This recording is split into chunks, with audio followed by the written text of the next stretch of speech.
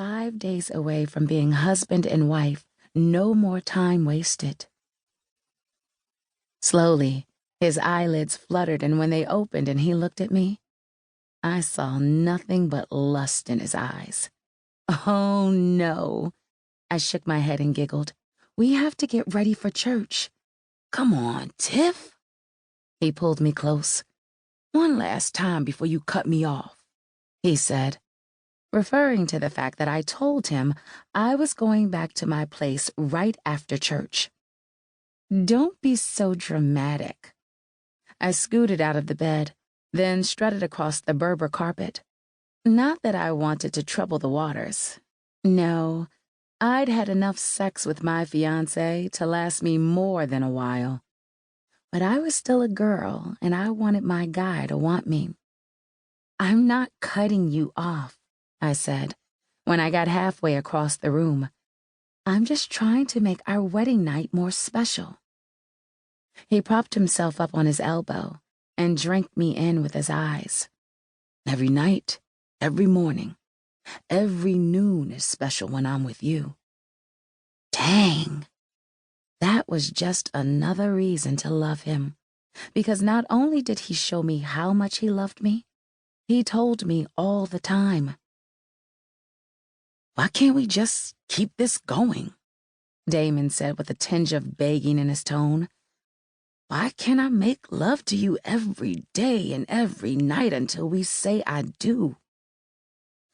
I stared into his bedroom eyes and almost wanted to run back. Because he'd done so much for me, I always wanted to satisfy him, but I wasn't going to give in. I'd already broken the promise I'd made when I was 14 to remain chaste until marriage, even though, at the time, it was really my pledge to remain a virgin for life. But I'd told Damon that I was going to stay at my place because I was hoping that maybe with a few days of celibacy between now and I do, not only would I feel like I'd done something right, but I was praying that these few days of abstention would make our wedding night special for both of us. Eyes glazed with lust, Damon reached his hands toward me. Please. Inside this moment, all of his gangster was gone. There were no important people to meet, no celebrities to impress, no paychecks to sign, no Glock on his hip. He was just a man who loved a woman. Tiffanie, please, he begged again. My eyebrows rose just a bit hearing him call me Tiffanie. Though everyone else in the world addressed me by my full name, my grandfather demanded it, since Tiffanie meant manifestation from God, and he was the one who'd given that name to me. Damon was the only person who called me Tiff, and he only did that when my grandfather wasn't around. So, using my full name right now meant that Damon was in full pleading mode, and I shouldn't have, but I laughed. He tossed a pillow across the room, hitting me in the calf. Ouch! I hopped, pretending to be wounded. Turning, I rushed back to the bed and jumped on top of him.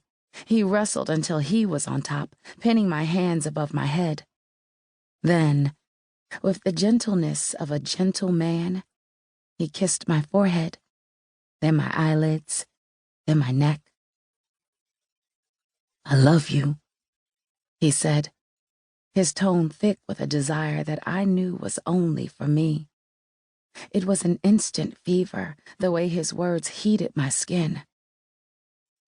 I need you to do me a favor, he whispered. With the way he had me pressed beneath him, I could only imagine what Damon wanted me to do. Can you pick up Trey at the airport tomorrow? I blinked. Trey? I couldn't believe that in this moment he was talking about the man he still called his best friend. I thought he was coming in on Thursday.